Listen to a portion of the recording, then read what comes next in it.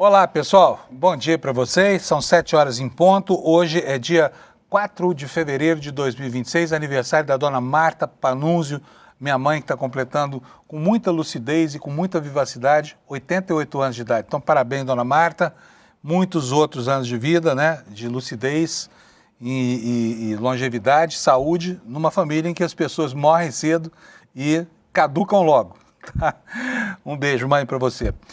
Gente, olha, vamos começar aqui falando sério. Ontem, na volta dos trabalhos parlamentares, a Câmara e o Senado deram um exemplo do que não se faz num país matizado por profundas desigualdades como é o Brasil. Inventaram lá uma licença-prêmio que a cada 3 dias consegue um dia de folga para funcionários do Poder Legislativo. E não foi só. Permitiu a eles também, os que têm cargos em comissão, cargos de chefia, de direção, ganhar adicionais que chegam a 100% da gratificação padrão.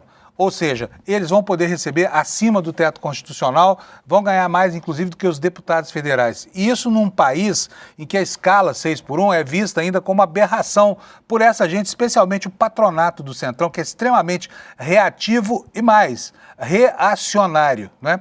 Mas ontem o Hugo Motta, o coronelzinho da Câmara Federal, deu demonstrações de que quando o assunto são os interesses internos, corporativos do Poder Legislativo, aí tudo bem, pode estuprar o orçamento e tudo mais. E assim, Hugo Motta vai cavando a sua sepultura, né, para logo, logo ele ser depositado no lixo da história como aquele que foi incapaz de conter medidas insensatas como essa, né? É de revoltar todo mundo. Você pode hoje sair da cama de mau humor e chegar lá no seu trabalho já avisando por quê. Porque não é sério.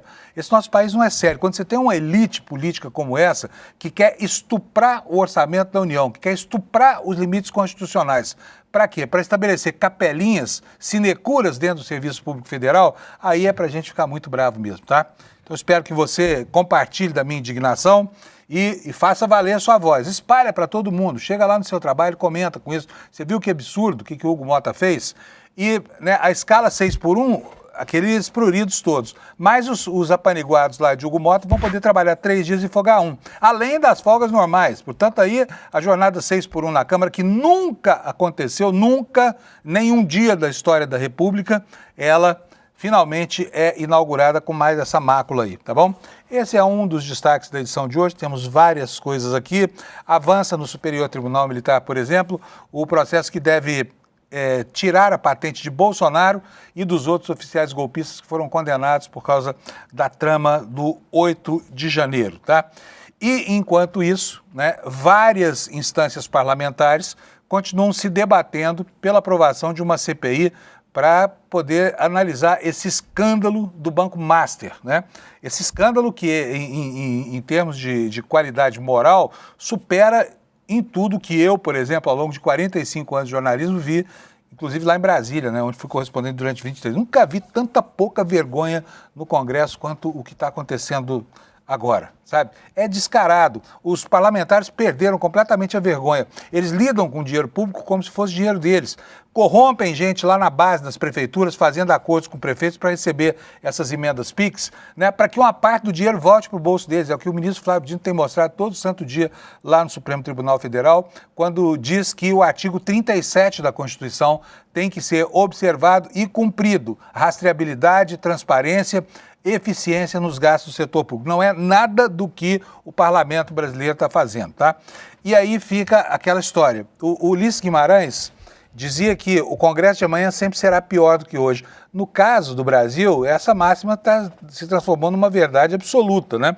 Porque a cada vez que é renovado a composição da Câmara e do Senado, eles acabam piorando a qualidade da representatividade, né? A ponto de esquecer que estão ali para representar o povo, né?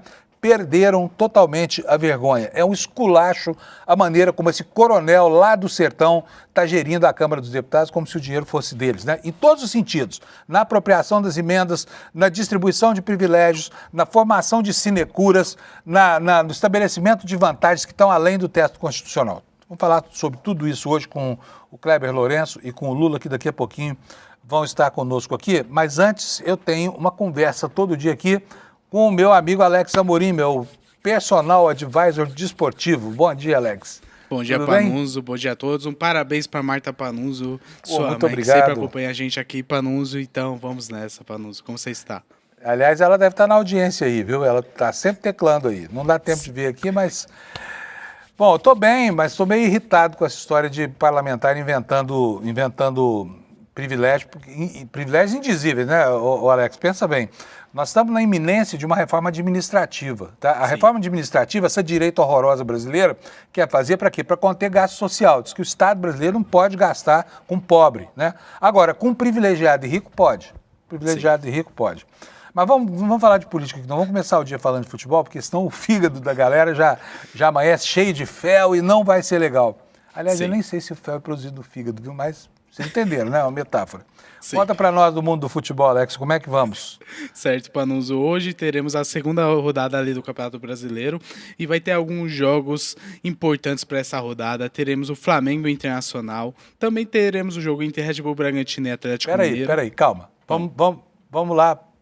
Dá uma de Milton Neves aí. Dá o seu palpite aí para cada um desses jogos aí, pra gente conferir amanhã, Alex. Sim. Flamengo Internacional, eu creio que vai ser uma vitória do Flamengo, que está na péssima fase, mas eu creio que o nosso Mengão dará a volta por cima, Panunzio.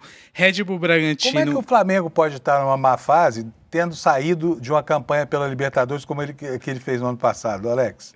Então, Panunzio, antes de a gente voltar ali pra artezinha, o Flamengo começou mal o Campeonato Carioca, por quê? Porque eles começaram com os garotos do Sub-20 ali do time e veio numa fase, tava até brigando ali pelo rebaixamento. O Felipe Luiz, que é o treinador da equipe carioca, trouxe o time titular ali pra tentar se reerguer e deu certo. No primeiro jogo ganhou do Vasco por 1-0 e a má fase começa por quê, Panunzio? Com o time principal, ele já igualou três derrotas na temporada e no que aconteceu em 6 meses do ano passado, que foi as derrotas ali pro Bayern de Munique, pro Cruzeiro no Brasileirão e pro Central Córdoba ali na Libertadores. Então a má fase do Flamengo é pelo vice que aconteceu no domingo e também pela má fase ali no Campeonato Carioca e também não tá mostrando um bom futebol.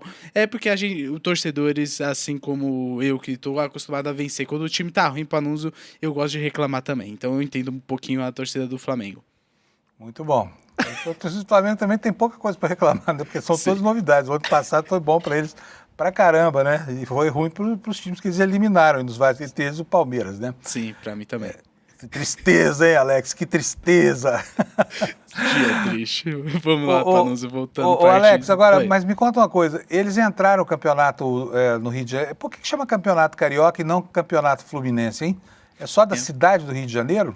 Então, tem um campeonato carioca. É que eu não entendo, eu sendo sincero, Panunzio, eu não entendo como funciona o campeonato carioca, que eles dividem em 2 módulos para depois ser a final do campeonato estadual. Então, eu não entendo muito bem, mas a gente vai procurar saber por que não chama o campeonato fluminense e a gente traz ao longo do Desperta dessa semana, Panunzio. Tá bom, coisas da engenharia do futebol, né? Sim. Mas aí o Flamengo resolveu jogar com o time do Sub-20, é isso? Isso. A maioria dos clubes cariocas. A maioria dos times cariocas começaram, se eu não me engano, o Vasco apenas começou com os titulares ali, mas eles meio que fazem isso porque como a temporada de 2026 é um pouco mais longa, eles trazem esses atletas mais jovens para dar oportunidades e meio que descansar ainda mais os titulares, que ao longo da temporada vai ter jogos importantes aí, Panunzio. Muito bom. Temos mais, tem uma tabelinha, né? Vamos voltar lá para a tabelinha com os palpites do Alex, que costuma errar mais do que acertar, ou é o contrário? É o contrário. Alex. Certo. Vamos continuar, Panunzio. Teremos a Red Bull Bragantino e Atlético Mineiro. Eu creio que será um empate ali, jogando em Bragança Paulista. Teremos o jogo entre Remo e Mirassol. Eu creio que na vitória do Mirassol ali, que está fazendo uma grande campanha. Teremos o clássico São Paulo e Santos, Sansão. Eu creio que o São Paulo pode vencer novamente o Santos, jogando ali na Vila Belmiro. Teremos o jogo entre Grêmio e Botafogo, um empate ali para equilibrar as coisas. E entre Palmeiras e Vitória, eu não serei clubista e o Palmeiras vencerá essa partida jogando na Arena Barueri, Panunzio. Muito bom. Então amanhã a gente vai conferir os resultados, tá, gente? Amanhã que vocês não percam aqui na abertura do programa, a gente confere. Só isso, Alex? Estamos com o noticiário pronto? Beleza, maravilha. Obrigado, Alex. O Alex segue conosco aqui porque ele é o comandante dessa barca. Ele é o homem que faz a direção de TV aqui com muita eficiência, tá? Eu não sei o que você acha dos comentários dele de futebol. Eu gosto. Mas eu tenho que repetir aqui que eu não entendo nada de futebol. Não tem nenhum time do coração, tá? Por falar nisso, Alex, aparece aí que eu tenho uma notícia para você. Aparece aí, por favor. Cadê você, Alex? Aparecendo. Alex, Tava... É que toda vez que eu chamo ele tem que retocar a maquiagem, que demora um pouquinho. Sim. Alex, o Uberlândia Esporte Clube, meu time do coração, o Verdão, o Periquito, Sim. ganhou de 3-0. Contra De quem? um time, não sei, deve ser um time muito ruim das pernas, viu? Mas está lá no Campeonato Mineiro aí, né? A gente tinha conversado um pouco, às vezes, eu não tenho time de futebol, então eu falo que torço para o Uberlândia. É um time duro de torcer, viu? É pior do que o Palmeiras, tá? Sim. E a gente vai acompanhar o Uberlândia Esporte Clube ali jogando a Copa do Brasil este ano. Tomara que chegue bem longe para a alegria do Fábio Panunzio. Não, mas eu ficaria mais contente se acompanhasse o Praia Clube no vôlei, por exemplo, que é espetacular, porque o futebol lá em Uberlândia não dá camisa para ninguém, viu? Sim. Beleza. Maravilha, Alex. Gente, vamos ver a meteorologia antes dos destaques no nosso site, para que você saiba. Olha, hoje vai ser um dia de chuvas aí pelo Brasil, né? Nós temos uma mancha aqui, olha, sobre o Mato Grosso do Sul, que é uma mancha de clima tempestuoso, né? E nós temos, né, toda essa área verde aqui, olha, principalmente no norte da Bahia, depois o oeste baiano, todo o estado de Minas Gerais, até o centro do estado de São Paulo, caminhando pelo Paraná e Mato Grosso do Sul, nessa chuvarada aí. Aliás, já não era sem tempo, né? Porque choveu muito pouco esse ano, e algumas cidades como São Paulo, que estão estranguladas na sua capacidade de obter água para servir para a população, se valem e muito dessas chuvas de verão aqui, porque ela repõe nos reservatórios. Esse ano tá crítica a coisa, né?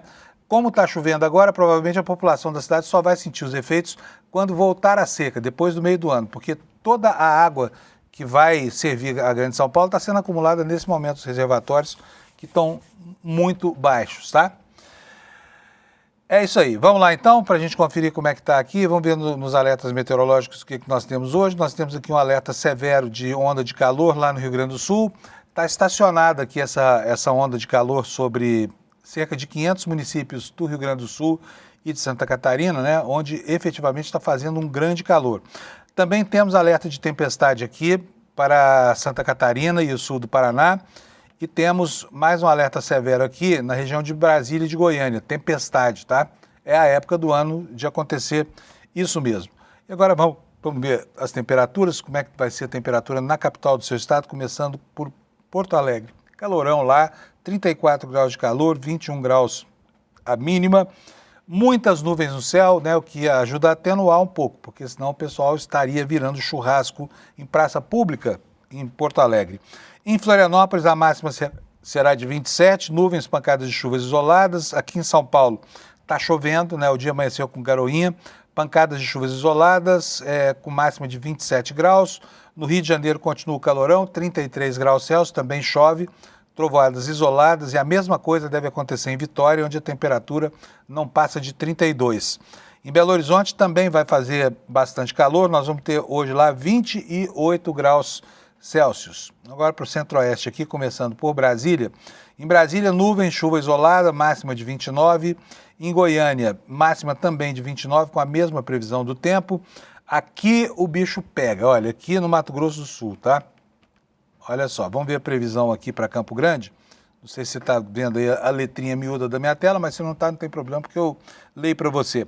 Campo Grande terá muitas nuvens, pancadas de chuva, possível queda de granizo, temperatura máxima hoje mais fresca do que de costume, em 28 graus. Em Cuiabá, em compensação, calor de sempre, 33 graus, chuva isolada é a previsão para o dia de hoje. Aí vamos para Porto Velho, onde a temperatura vai chegar a 31 e pode chover à tarde. Em Rio Branco, a mesma coisa, 33 graus de máxima. Manaus agora, Manaus terá 32 graus, nuvens, pancadas de chuva isolada. Em Boa Vista, Roraima, não chove, tá? Dia hoje de sol lá, com algumas nuvens no céu. Temperatura máxima de 35 graus. Em Macapá, 32. Em Belém, 33 graus. E em Palmas, no Tocantins, também chove bastante, 32 graus de temperatura máxima. São Luís do Maranhão terá nuvens e possibilidade de chuva isolada. Só tem duas capitais do Nordeste hoje com previsão de chuva, tá? São Luís e Teresina, né? Então, São Luís teremos 32 graus Celsius de temperatura, em Teresina, calor de 31 graus. Gente, não está mais fresquinho do que de costume, lá o BR Obró, a estação do ano em que a capital do Piauí ferve? Tá ameno, hein? Nós não tivemos esse ano, acho que nenhuma anotação ainda de temperatura aí perto dos 40 graus, tá? Bom, vamos lá, continuando aqui. Fortaleza vai ter... Agora, todas as capitais do Nordeste não tem chuva, dia lindo de praia, tá bom? Em Fortaleza terá nuvens no céu, máxima de 31. Em Natal, muitas nuvens e máxima também de 31. Em João Pessoa, 32. Em Recife, 32. Em Maceió, 32. Em Aracaju, 32. E finalmente Salvador, 24 graus. Quem está no Nordeste e tiver tempo, os boletos pagos, a vida ganha, pode aproveitar o dia de hoje que vai dar boa praia, né? Que dera, hein? Já pensou? Você poder ser funcionário da Câmara e tendo trabalhado 3 dias na semana passada, ganharia hoje um dia de folga. Presente do coronel Hugo Mota, o minúsculo, aquele presidente que só faz por si e pelos seus. Presidente do poder, né? É isso aí. Vamos para os destaques, então? Aqui no site do ICL, tá aí, olha as manchetes, aqui o banner nosso do Mapa da Mina, que continua aberto lá para você rever as previsões, as projeções do Eduardo Moreira para esse ano, tá? No nosso canal do YouTube. E aqui a manchete principal. Convocação de Daniel Vorcaro, dono do Master, a CPI do INSS é adiada. Os advogados falaram que não daria tempo, né, porque receberam a citação só no fim de semana, e aí não daria tempo para articular o transporte, essa coisa toda. No fim das contas, vai acabar acontecendo esse depoimento por videoconferência, né? E ontem nós tivemos aqui, enquanto a gente estava com o jornal no ar aqui, a Polícia Federal estava lá no Rio de Janeiro, batendo na porta do ex-presidente da Rio Previdência, aquele que deu quase R$1 bilhão dos funcionários públicos do Rio de Janeiro, da aposentadoria dos funcionários públicos, para esse banqueiro ganancioso e corrupto chamado Daniel Vorcaro, né? E aí agora está uma disputa lá em Brasília, porque tem 3 pedidos de CPI, 2 deles já, beleza, chegaram ao número máximo de assinaturas, mas tem 2 presidentes de poder ali, Hugo Mota e Davi Alcolumbre, sentadinhos em cima desses pedidos de CPI. Então por ali não rola, talvez saia pelo Congresso Nacional, porque ali a regra da fila de CPIs é uma regra diferente, né? Mas vamos continuar aqui com as manchetes aqui, então. O presidente da Rio Previdência já foi preso, fico aqui com a indagação. Quando é que o Cláudio Castro vai para a cadeia? Quando é que o Cláudio Castro vai para a cadeia, né? Porque, afinal de contas, tudo isso passou pela mesa do governador do Rio de Janeiro. E outra, anota aí, quando é que o governador do Distrito Federal, Ibanez Rocha, vai pagar pelo seu comportamento durante esse processo estranhíssimo de compra de um banco quebrado, né? O lobby funcionou, que é uma maravilha, e o governador é tido como inviabilizado. Mas na Câmara Legislativa do Distrito Federal, a CPI que se pretende instalar ali também não está fácil. Eu conversei ontem com o deputado Chico Vigilante, que é um excelente parlamentar, e ele me falou que está todo mundo lá do governo, da bancada do Ibanez, os deputados do Centrão, tentando embarrear a CPI lá e que provavelmente não sairá do lugar, tá?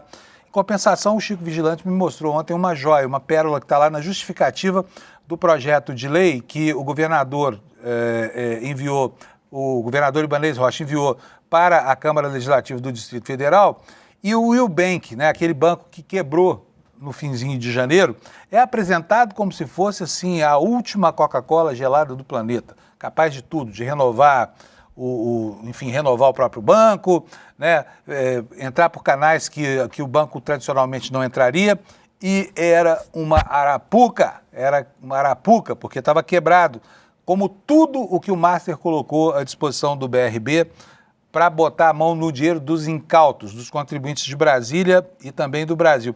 Só para lembrar, quando a gente fala de Brasília aqui, nós não estamos falando de dinheiro do contribuinte de Brasília só não, tá? Estamos falando do seu aí também, que não mora lá. Você pode estar em Manaus, em Boa Vista ou em Porto Alegre, tanto faz.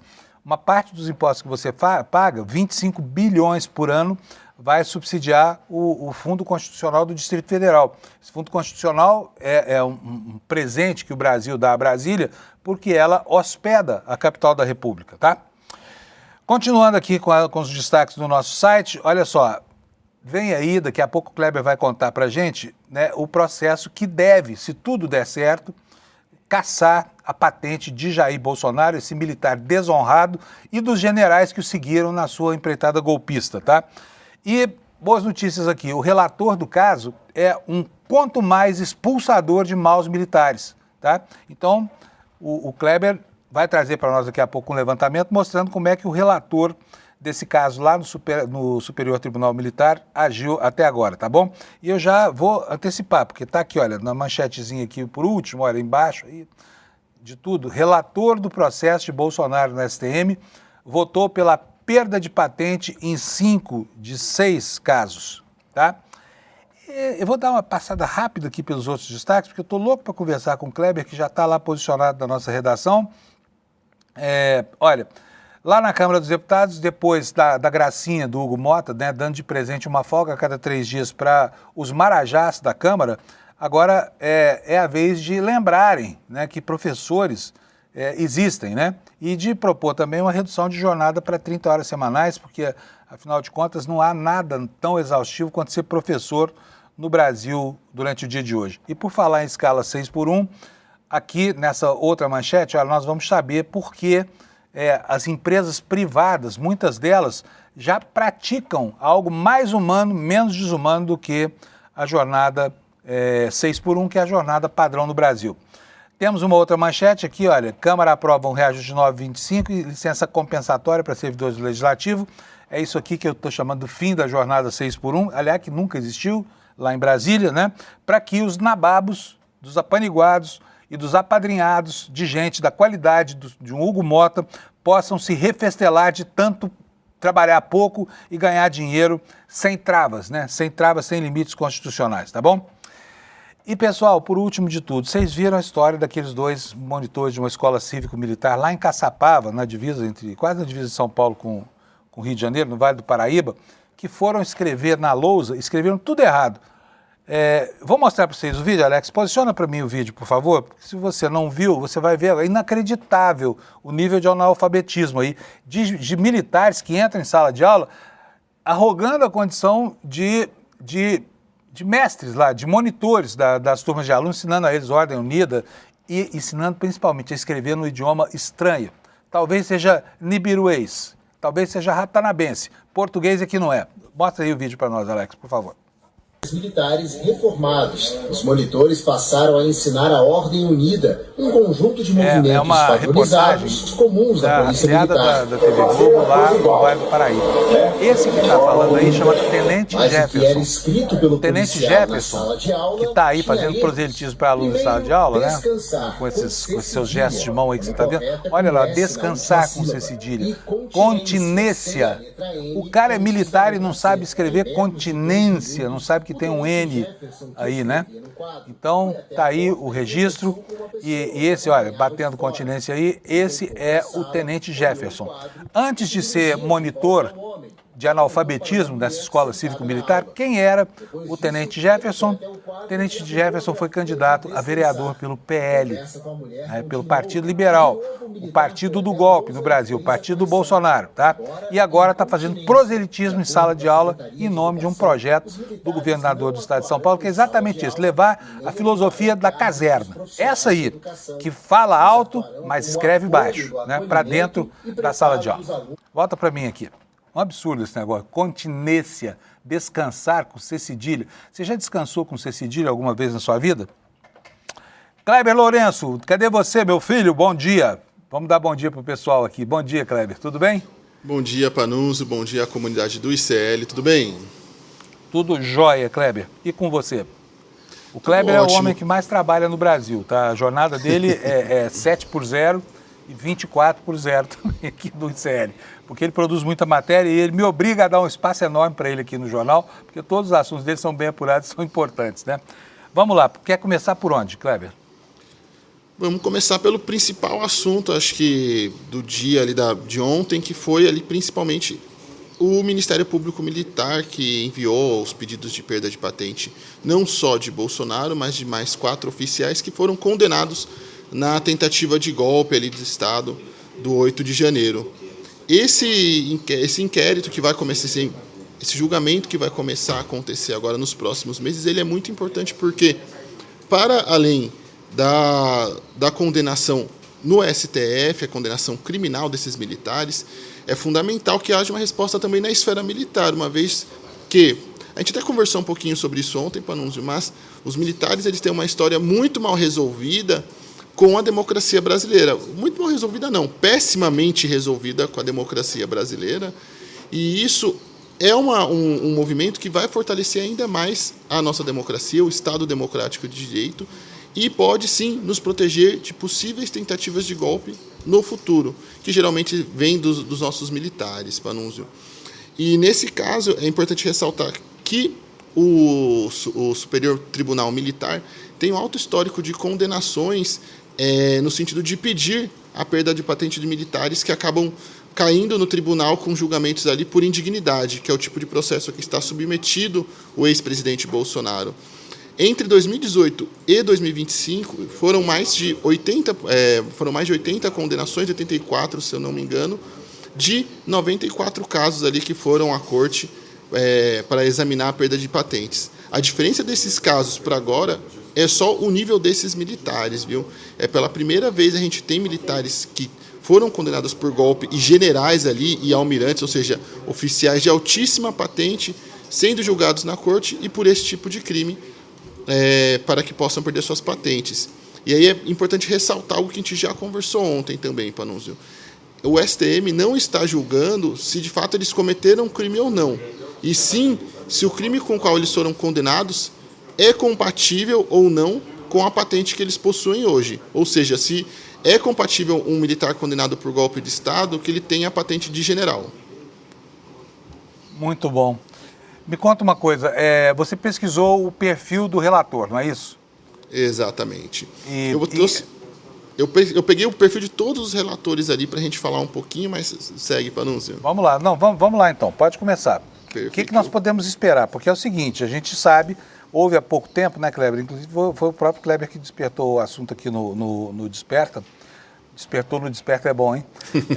Que trouxe o assunto aqui ao Desperta, mostrando a escaramuça que aconteceu entre um dos ministros militares e a presidente do STM. Todo mundo se lembra disso no finalzinho do ano passado. Foi uma página ruim, né, da história do Superior Tribunal Militar, em que um ministro lá desautorizou a presidente num gesto machista bem ridículo.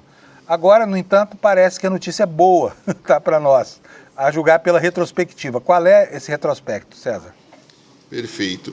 Então, o Carlos Vuck, que é o relator do processo do ex-presidente Jair Bolsonaro, ele, dentro da sua carreira, eu pesquisei nos sistemas do STM, ele julgou 6 casos de perda de patente. Desses 6 casos, 5 ele votou pela perda de patente dos militares que foram acusados ali, e apenas um caso na Marinha, de um militar que foi acusado de desvios. Eu vou até pegar aqui exatamente qual foi o crime.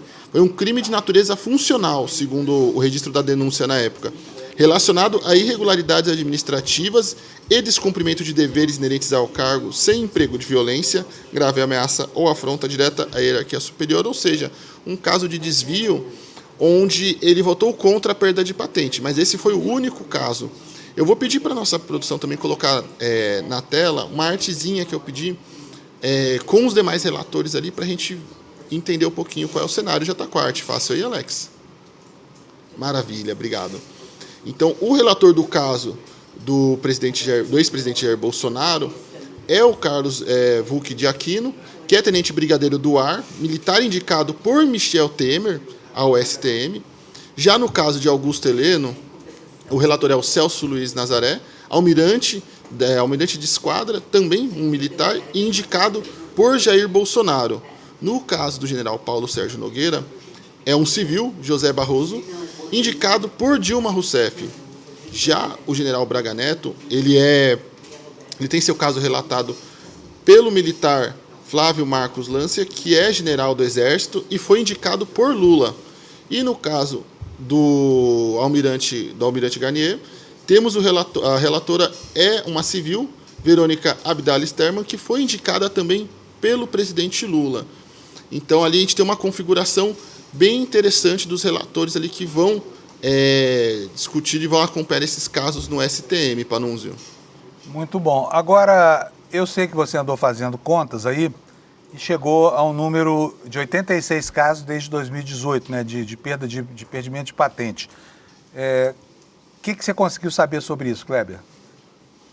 Olha, como eu comentei anteriormente, foram casos ali de menor patente, e dentro desses casos é importante ressaltar também que ontem mesmo, enquanto havia a distribuição, até deixei separado aqui para a gente falar um pouquinho sobre isso, mas enquanto estava ocorrendo a distribuição dos casos de perda de patente do Bolsonaro e dos demais oficiais por tentativa de golpe, o STM emitiu uma decisão de perda de patente já para outro militar ontem mesmo, num caso ali que foi condenado, onde o militar foi condenado, um major do Exército, por um desvio milionário de 25 milhões em convênios entre o Exército e o DENIT entre os anos de 2004 e 2005. Então, ontem mesmo já houve um julgamento de perda de patente de um militar condenado ali por desvios no Exército, onde houve essa decisão também, Panunzio.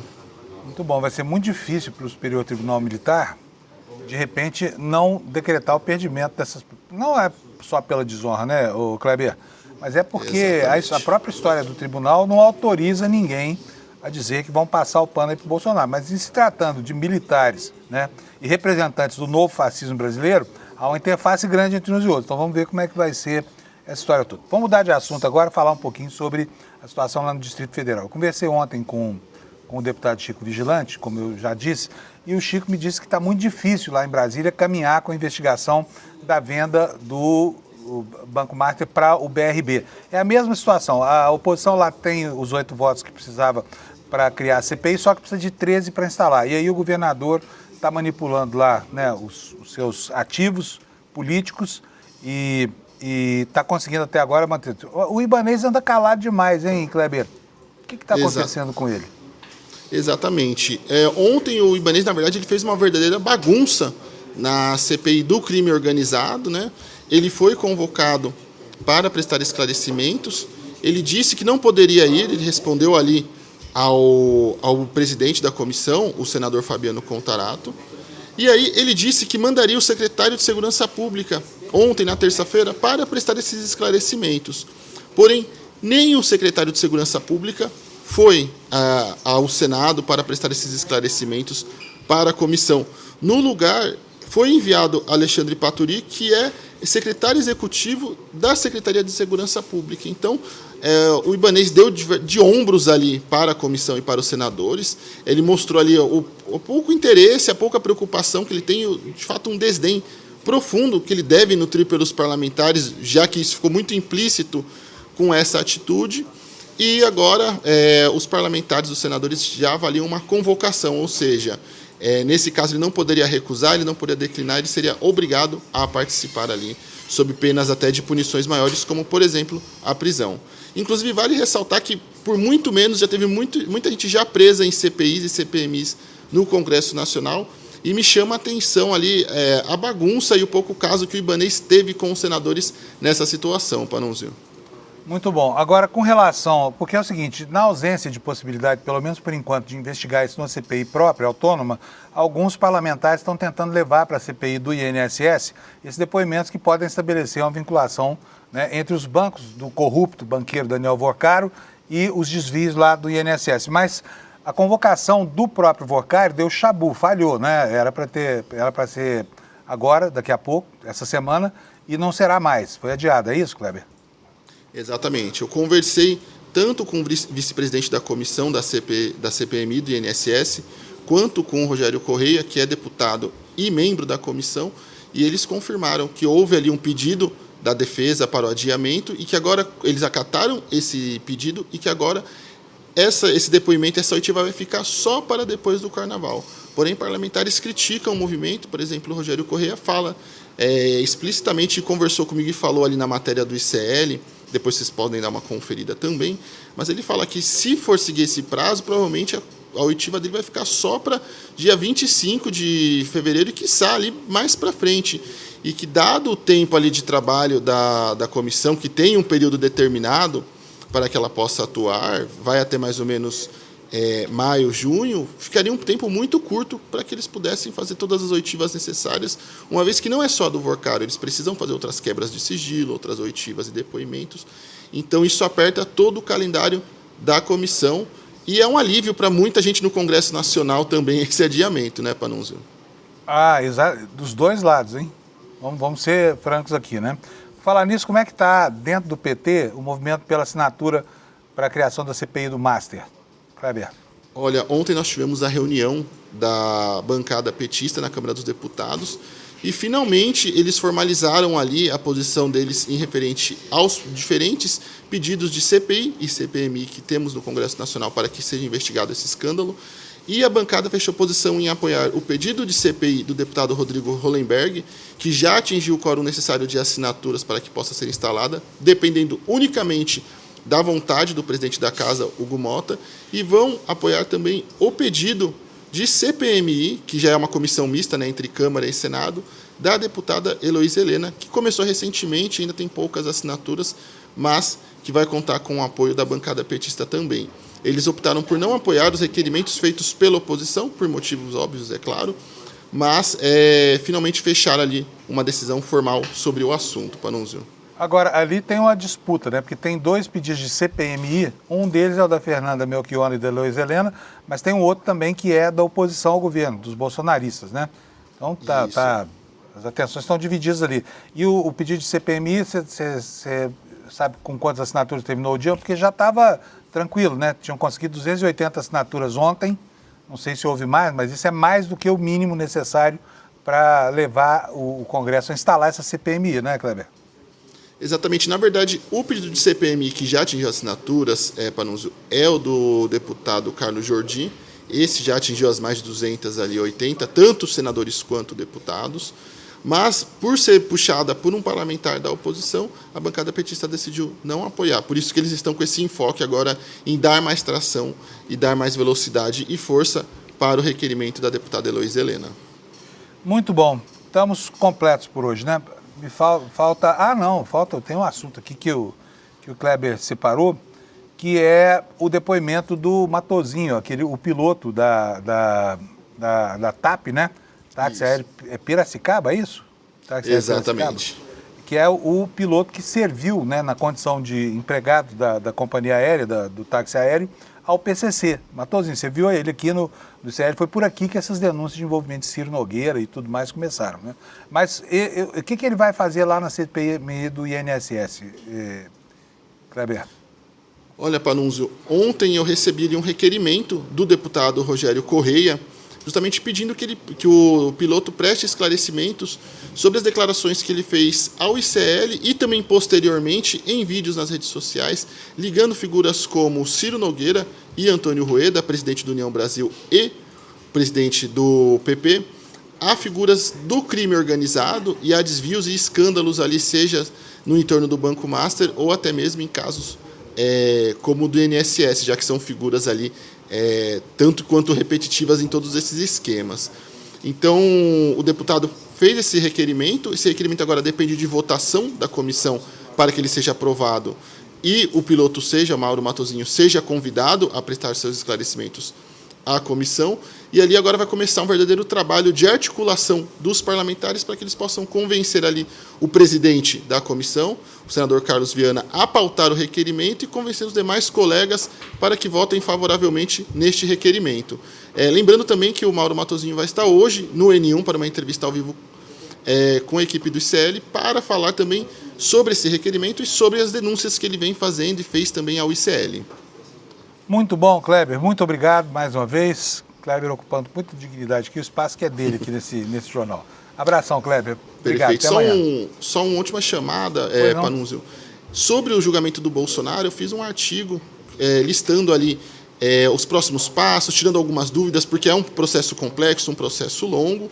E esse artigo já está lá no site. Eu até acho que mandei para você, Panunzio, o link dele. E eu vou pedir para o pessoal colocar também nos comentários o link, para quem quiser conferir, dar uma lida depois e entender qual vai ser o passo a passo, o que pode acontecer com o Bolsonaro no decorrer desse processo também. Estão lá as informações direitinho para quem quiser acompanhar. Estou mostrando aqui na capa a sua matéria, 10 coisas que você precisa saber sobre o processo de perda de mandato de patente de Bolsonaro. Aliás, muito tardio, né? Bolsonaro é um prototerrorista, ele que ia colocar bombas no Rio Guandu, em instalações militares, deveria ter sofrido esse processo lá atrás, teria virado um pária desprovido de poder, né? Mas o Brasil... Até sobre esse ponto é interessante, Panunzio. Você consegue abrir aquele documento que eu te mandei? Porque na representação na representação do Ministério Público Militar, as autoridades citam justamente esse processo também, que foi nos anos 80, para fundamentar o pedido de perda de patente do ex-presidente Bolsonaro, ali na página 16, Panunzio. Então, uma página para trás comenta. aqui. Pode falar. Como é que tá isso? É essa página? Pode subir mais pode descer mais um pouquinho, na verdade, descer. Descendo aqui, mais um pouquinho. Ali, ó. Como salientou o ministro-general do Exército, Haroldo Eriksen, de Fonseca, ao julgarem o então capitão da ativa Jair Messias Bolsonaro culpado das imputações que sobre ele recaíam do Conselho de Justificação, ainda que voto vencido em 16 de junho de 1988. Então, eles buscam, inclusive, esse histórico ali de mal militar do Bolsonaro também para reforçar a necessidade de perda de patente. Um outro ponto importante, mais um pouquinho para baixo na página 17, Panunzio, ali, ó, ponto 4.14.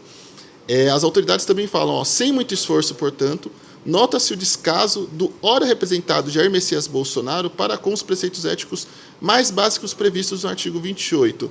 E aí, entre os preceitos, ele fala ali, ó, B, respeito à dignidade humana. E um outro ponto também importante que ele fala é sobre o desdém e o desprezo com o cumprimento das leis, no ponto C.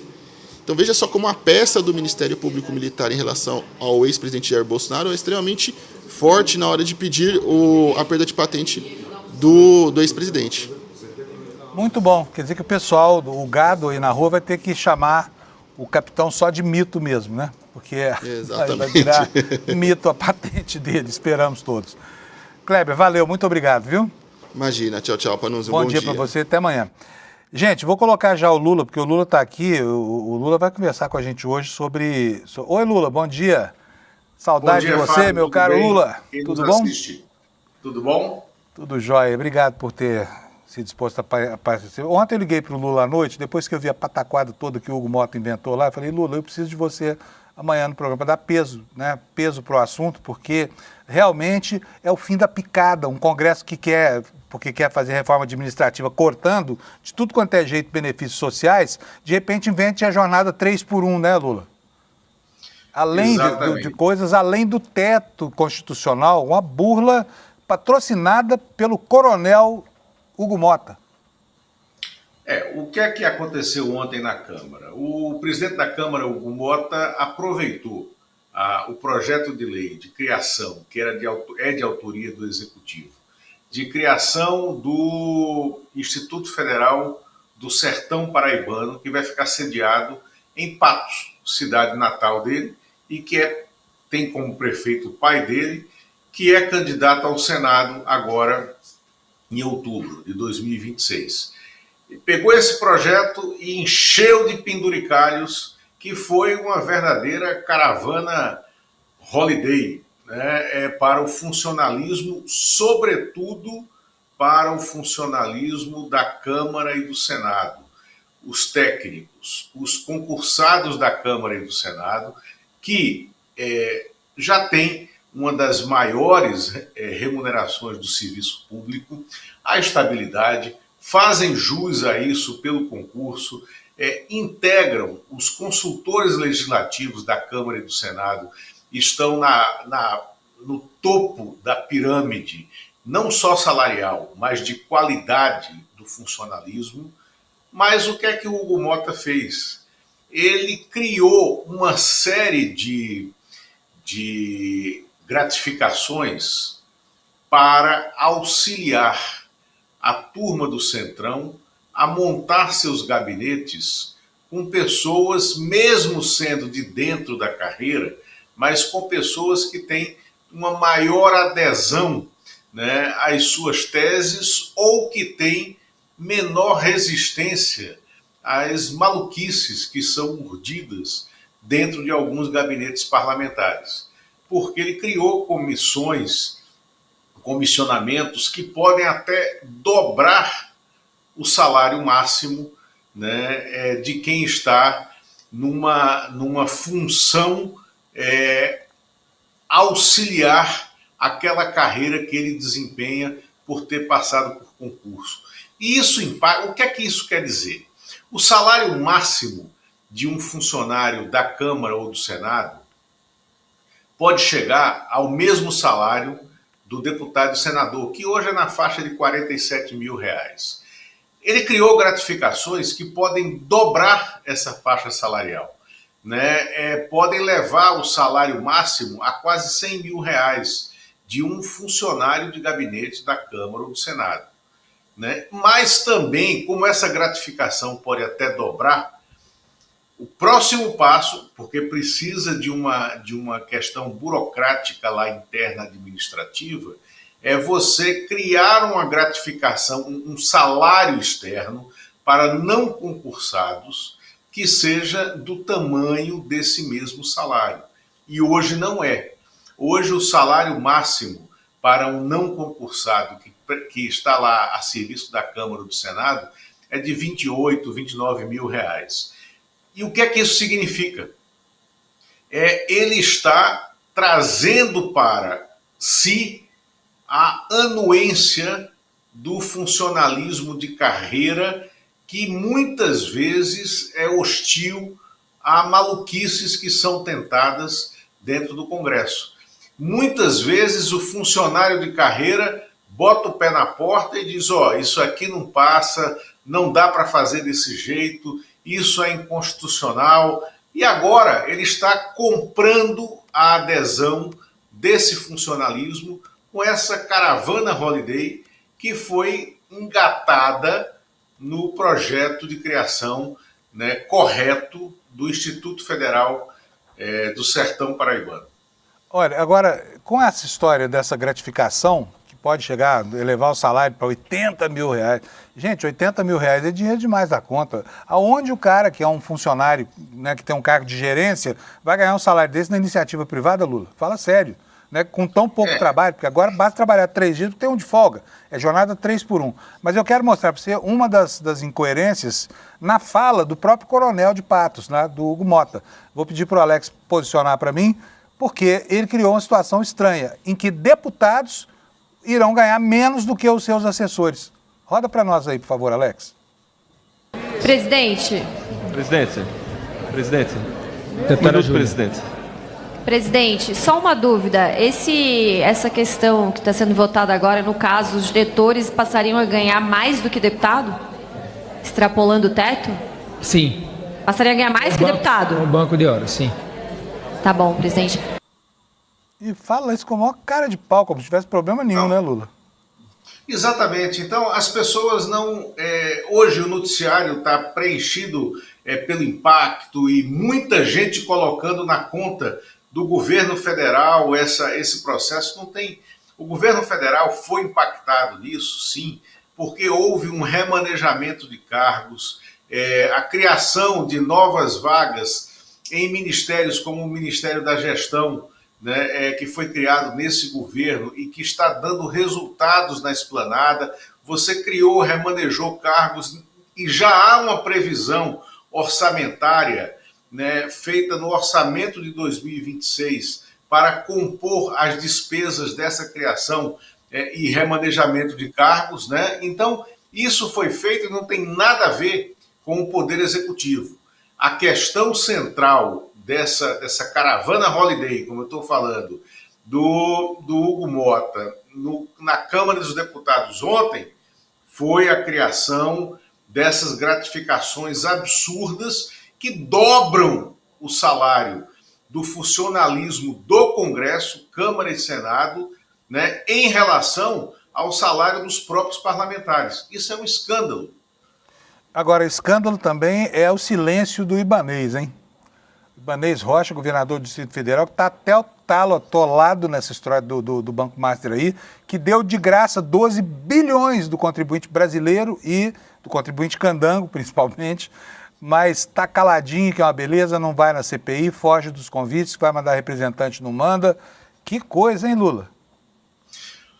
Fábio, mas tem data para acabar, né? O Ibanez não está imune ao regramento jurídico. Eu falei ontem aqui no N2 e repito aqui no Desperta de hoje, o Ibanez será conduzido sob vara para o próximo depoimento, né, ao qual ele vai ser convocado na CPMI do crime organizado, e há o risco, sim, de ele ser a abertura da CPMI do Banco Master, que será criada no Congresso Nacional, porque nem o Alcolumbre, nem o Hugo Mota podem deter a criação dessa CPMI, que já tem as assinaturas necessárias e que eles têm que abrir. Eles não podem alegar, como o Hugo Mota está alegando na Câmara agora, que há uma fila a ser cumprida. No caso de CPIs mistas, ele vai ter que vir. E chegará numa situação muito desconfortável. De ontem à noite para cá, eventos que já estão chegando nas agências de notícias. Primeiro, uma briga entre os desembargadores do Tribunal de Justiça do Amazonas, porque o presidente do Tribunal de Justiça, sem pedir autorização aos demais desembargadores do TJ do Amazonas, ele transferiu para o BRB, em carteiras que estavam sustentadas por fundos do Banco Master, 2,7 bilhões de reais em depósitos judiciais. Outra questão, clientes do BRB estão descobrindo, né, nessas últimas semanas, nesses últimos dias, que aplicações financeiras suas, feitas no BRB, estavam calçadas em fundos do Banco Master e do Fictor, sem que houvesse autorização deles.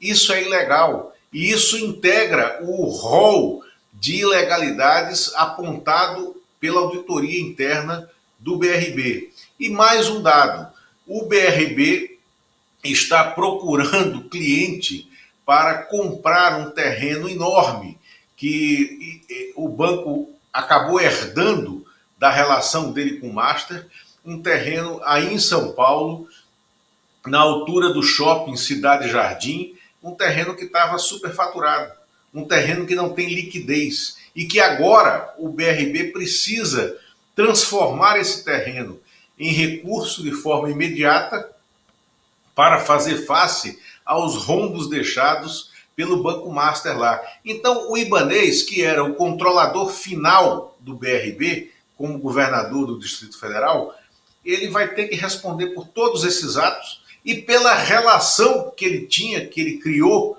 com o Daniel Vorcaro, nesse processo de aquisição, que foi uma maquiagem, né, de aquisição falsa do Banco Master pelo BRB. Porque virá à tona nos próximos dias algo que não estava escondido, só está esquecido, que é o contrato pelo qual o BRB compraria o Banco Master. Esse contrato, que já era esquisitíssimo, ele criava um segundo banco público chamado BRB Parte. Esse BRB Parte iria ser presidido pelo Daniel Vorcaro. Isso está desenhado, essa arquitetura está desenhada lá nos papéis da Polícia Federal.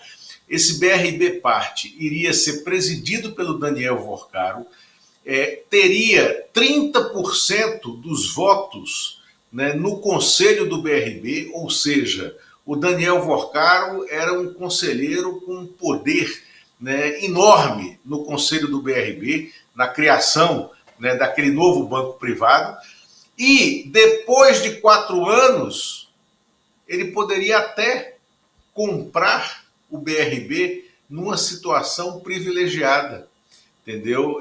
Poderia haver a privatização do banco. Era uma loucura o desenho do contrato que está lá. E o Ibanez vai ter que responder por isso, e ele sabia o que estava sendo negociado. Lula, quero te agradecer muito aqui, né, a sua vinda extra aqui para brilhantar o nosso programa, ajudar as pessoas a entenderem logo no começo do dia o que nos aguarda aí nas próximas 24 horas. Então, obrigado, até sexta ou a qualquer momento, amanhã em edição extraordinária aqui de novo. Fábio, obrigado você, estou às ordens. E sexta, eu acho que vou fazer daí de corpo presente, né, olha, no estúdio. Vamos ver. Então, estou te esperando aqui para a gente beber uma loirinha gelada depois. Depois não, bem depois, porque beber antes das 11 da manhã é alcoolismo. Não, o Lula não iria fazer isso comigo. Como dizia Vinícius de Moraes, né, não se abre nada antes das 11h30 da manhã. Né? Senão é alcoolismo. Valeu, Lula, um abração para você, obrigado, viu? Nós estamos quase aqui no encerramento do programa. Que horas são aqui? São 7h56, então ainda tem uns minutinhos aqui. Só para mostrar para vocês mais alguns destaques aqui. E esse aqui foi algo que enterneceu o país, né?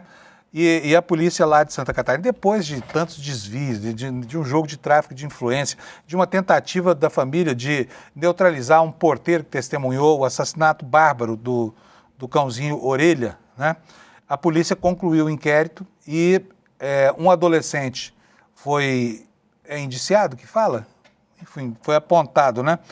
E adultos também. Eu vou ler para você aqui um trechinho da matéria, porque eu tenho certeza que o seu coração grande também achou essa história um horror. A Polícia Civil de Santa Catarina concluiu ontem um inquérito que apurou a morte do cão Orelha e os maus tratos que sofreu também o cão Caramelo lá em Florianópolis. No caso de Orelha, a corporação pediu a internação de um adolescente, aquele que foi para os Estados Unidos, ganhou de presente da família abastada dele uma viagem para os Estados Unidos, para ficar longe da lacração aqui, das consequências do que fez, né?